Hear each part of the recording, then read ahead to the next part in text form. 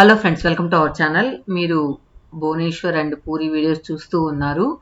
ఇదేంటంటే మన భారతదేశంలోనే అతిపెద్ద ఉప్పు నీటి సరస్సు అని చెప్పచ్చు. సో అది చిలికా లేక్ అంటాము దీన్ని వీడియో ముందు పెట్టున్నాను కదా, ఒకవేళ చూడని వాళ్ళు దాన్ని చూడొచ్చు. ఇప్పుడు ఏంటంటే మేము చిలికా లేక్ చూసిన తర్వాత అలర్నాథ్ గుడికి వెళ్తూ ఉన్నాం. కానీ వెళ్ళే దారిలో మనకు కృష్ణుడు దాహం వేసి ఒకరింట్లో మజ్జిగ తాగుతాడంట. అందుకే ఇక్కడ ఆ పర్టికులర్ ఆ ప్లేస్ని దహీకియా అంటారు. అక్కడ కృష్ణుడు మజ్జిగ తాగిన ప్లేసు మనం చిలుక లేక్ వెళ్ళే దారిలో ఉంది. మణికంఠ పట్టణ అనేదో వస్తుంది అనమాట. కొంచెం ముందు ఒక 5-6 కిలోమీటర్స్ ముందు వస్తుంది. సో నేను అక్కడ ఒక వీడియోలో చూసి సో దీన్ని కూడా మా వాళ్ళకి చూపిద్దామని చెప్పి ఇక్కడ ఆగామన్నమాట. ఇదే ఆ దహీకియా. సో దీన్ని అప్పుడు ఏదో గుడిసెలాగా ఉంటే దాన్ని కొద్దిగా ఇట్లా రెనోవేట్ చేసి ఇట్లా చేసినట్టున్నారు. సో దీన్ని కూడా వచ్చే వాళ్ళు దర్శనం చేసుకుంటూ ఉంటారంట. అందుకే మేము కరెక్ట్గా ఎక్కడ ఆ ప్లేస్ వస్తుంది అని చెప్పి చూసుకుంటూ వెళ్ళాము. సో మొత్తానికి ఫుల్గా మెష్తో క్లోజ్ చేసింది.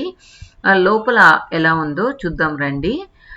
సో ఇక్కడ కూడా క్లోజ్ చేస్తుంది, కానీ మనం గ్రిల్లులో నుంచే చూడొచ్చు. ఎందుకంటే ఇల్లు కాబట్టి అది ఇల్లుని అలానే వదిలేసి ఇక్కడ మాత్రం ఇలా పెట్టారన్నమాట. ఇక్కడ ఏంటంటే చిన్న చిన్న అంటే శిలల్లాగా లేకుండా బొమ్మల్లాగా చేసి పెట్టున్నారనమాట ఈ దహీకియాలో. సో మీరు ఎప్పుడైనా భువనేశ్వర్ పూరి వెళ్ళినప్పుడు ఈ పర్టికులర్ ప్లేస్ని కూడా దర్శించుకొని వెళ్ళొచ్చు అనమాట. సో మొత్తానికి అవుట్లుక్ అంతా కూడా ఆ ఇల్లు ఈ విధంగా ఉంది. ఆ ఇంటిని దహీకియాగా పిలువబడుతూ ఉంటుంది అనమాట. సో తర్వాత మనం ఇక్కడి నుంచి బ్రహ్మగిరికి వెళ్తూ ఉన్నాం. అక్కడ వచ్చి అలర్నాథ్ టెంపుల్ చూడడానికి వెళ్తూ ఉన్నాం అనమాట. సో దారంతా కూడా చిన్న చిన్న పల్లెటూర్లను దాటుకుంటూ వెళ్తూ ఉన్నాం. ఇందాక చెప్పాను కదా, ఆ దహీకియా ఉండేది మణిక పట్టణాలో ఉందన్నమాట. ఒకవేళ మీరు అది నోటీస్ చేయడం కష్టం అనుకుంటే దీన్ని గుర్తుపెట్టుకోవచ్చు. ఎందుకంటే అన్ని స్థల పురాణం ఉన్నవి నేను చూపిస్తూ ఉన్నాను కదా. సో ఆ స్థలానికి కూడా పురాణం ఉంది కాబట్టే అది మీకు చూపించడం జరుగుతుంది. సో మొత్తానికి మనం ఇప్పుడు అలర్నాథ్ టెంపుల్ దగ్గరికి వెళ్తూ ఉన్నాం. ఇక్కడ ఈ అలర్నాథ్ చరిత్ర ఏంటంటే, పూరి జగన్నాథ్ ఇది యాక్చువల్గా పూరి నుంచి ఒక 25 కిలోమీటర్స్ దూరంలో ఉంటుంది. దీన్ని బ్రహ్మగిరి అని కూడా పిలుస్తూ ఉంటారనమాట.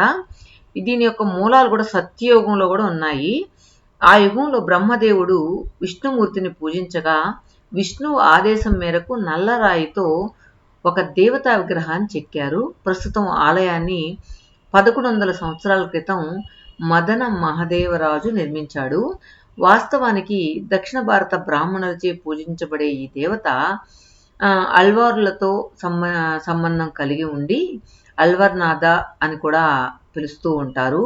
కాలక్రమేణా అది అలర్నాథ్గా మారింది. ఈ స్నానయాత్ర అంటే స్నాన కార్యక్రమం, దీని తర్వాత వచ్చే కాలాన్ని అనవసర అంటారు. ఆ సమయంలో జగన్నాథ స్వామి అనారోగ్యం పాలవుతారని, ఆయన ఆలయంలో దర్శనం ఇవ్వరని నమ్ముతారు. అంటే ఆ రథయాత్ర జరిగిన తర్వాత జరిగే కార్యక్రమం అన్నమాట ఇది. వాస్తవానికి ఆ కాలంలో జగన్నాథ విగ్రహ దేహానికి మరమ్మతులు చేస్తారు. దీనిని నవయవ్వనం అని కూడా అంటారు. రథయాత్ర సమయంలో జగన్నాథ స్వామి మళ్ళీ దర్శనమిస్తారు. అందువల్ల స్నాన కార్యక్రమం తర్వాత 15 రోజుల పాటు జగన్నాథ స్వామి దర్శనం ఇవ్వరు. కాబట్టి 500 సంవత్సరాల క్రితం ఇదే అనవాసర కాలంలో ఈ శ్రీ చైతన్య మహాప్రభు అలర్నాథ్ దేవాలయాన్ని సందర్శిస్తాడు.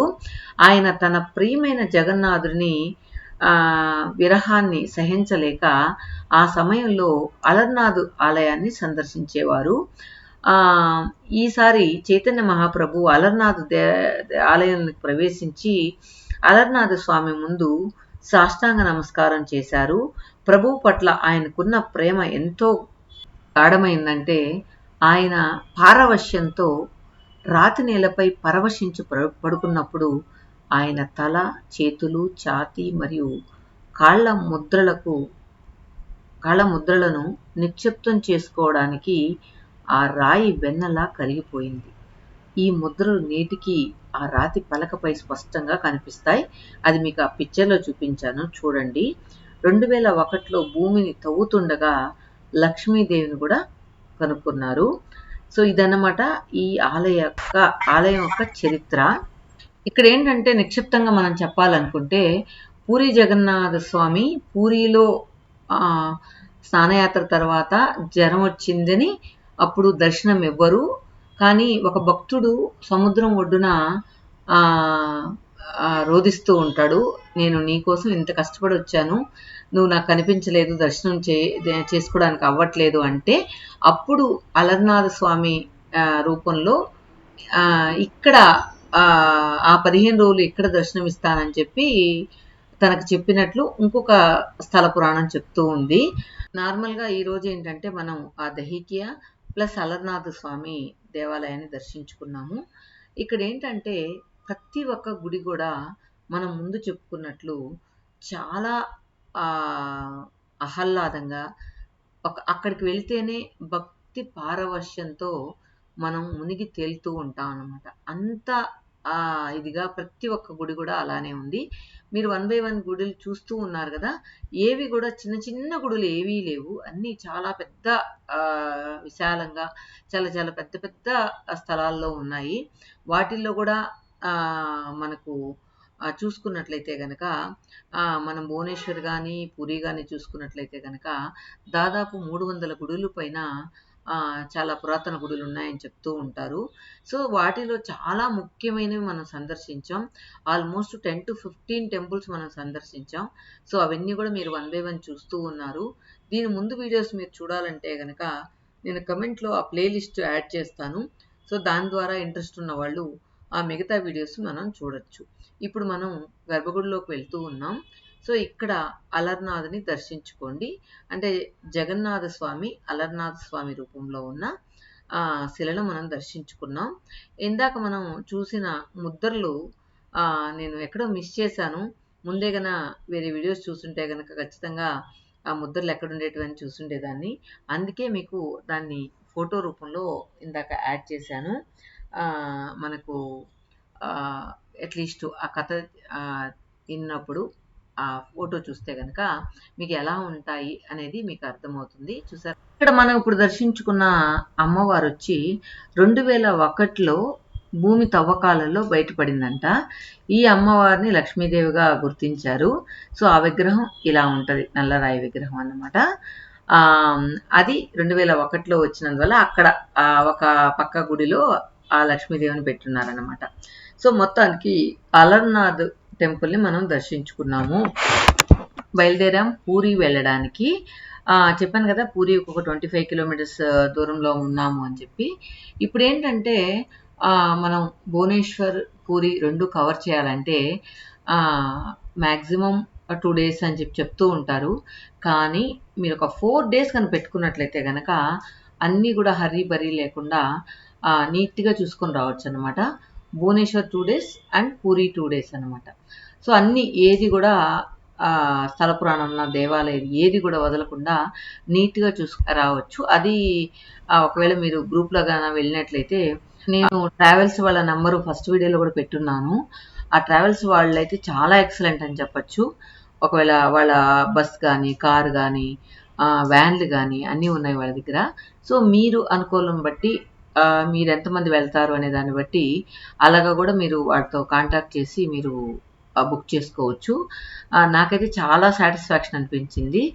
వాళ్ళు ఎక్కడా కూడా మనకు చెప్పిన టైంకి రావడం, కరెక్ట్గా మనం అనుకున్నవన్నీ కూడా టైం లేదు, ఆ గుడి మూసేసింది, ఈ గుడి మూసేసింది అలా చెప్పకుండా వాళ్ళకి మెయిన్ ఆ గుడి టైమింగ్స్ అన్నీ కూడా తెలుసు కాబట్టి ఒక్కొక్కసారి ముందు వెనక్కి పోయి కూడా వచ్చారనమాట. ఎందుకంటే ఆ గుడి ముందు మూసేస్తారు, మీరు అది దర్శించుకోండి, తర్వాత ఈ గుడికి వస్తాం అని వాళ్ళే మాకు గైడెన్స్ ఇస్తూ వచ్చారు. అందువల్ల నాకు ఎక్కడ కూడా ఏ గుడి నేను అనుకున్నటువన్నీ కూడా మిస్ చేయకుండా అన్నీ కూడా చూడడం జరిగింది. సో ఈవినింగ్ అయితే 5:30 అలా అయిపోయింది అనమాట. చాలా ఆహ్లాదంగా అనిపించింది. ఇలా ప్రకృతిని చూస్తూ మనం ప్రయాణిస్తూ ఉంటే ఎంతసేపు అలా ప్రయాణించినా ఆ ప్రయాణ బడలిక అనేది తెలవకుండా ఉంటది. సో, మొత్తానికి ఒక 6:30 లోపల పూరి అయితే చేరుకున్నాం. సో, ఎదురుగా పూరి జగన్నాథ్ గుడి కనిపిస్తుంది చూడండి. అదే విధంగా సూర్య అస్తమయం కూడా అవుతూ ఉంది. చాలా బావుంది. బ్యూటిఫుల్ వ్యూ అని చెప్పొచ్చు. ఓకే ఫ్రెండ్స్, నెక్స్ట్ వీడియోలో కలుద్దాం. Till then bye.